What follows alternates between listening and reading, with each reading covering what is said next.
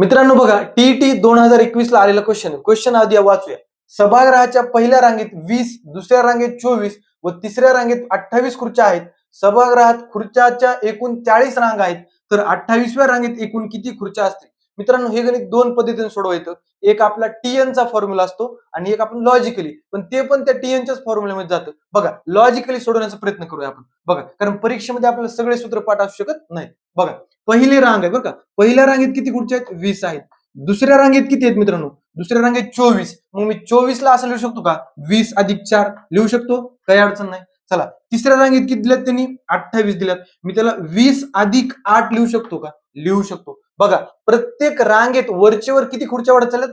पहिल्या रांगेत 20, पुन्हा 4 वाढल्या, पुन्हा 8, म्हणजे 4 न वाढत चाललंय. पण कसं वाढत चाललंय बघा, पहिल्या रांगेत बघा 4 न वाढायले, म्हणजे 0 गुणिले 4 आहे समजा इथं गुण, बरोबर, म्हणजे 0 वाढल्या. इथं दुसऱ्या रांगेत 1 गुणिले 4 न वाढल्या, तिसऱ्या रांगेत 2 गुणिले 4 न वाढल्या. बघा, बेचोक 8. मग मित्रांनो बघा, रांगेचा क्रमांक त्यात एक वजा करायचं आणि 4 ला गुणायचं. सोप्यात सोपं लॉजिक आहे. कितव्या रांगेत काढायचं? 28व्या. मग काय करणार मित्रांनो, हे 20 तर फिक्सच आहेत, 20 ला फिक्स करूया. बघा, 28 वजा 1 करावं लागेल, कारण इथं पण कमी केलं ना. किती येईल? 27 गुणिले 4, 27 चोक किती? 108, म्हणजे किती आलं? 108. बघा, 20 आणि 108 किती येतं मित्रांनो? 128. म्हणजे 28व्या रांगेत 128 खुर्च्या असतील, म्हणजे पर्याय क्रमांक 1.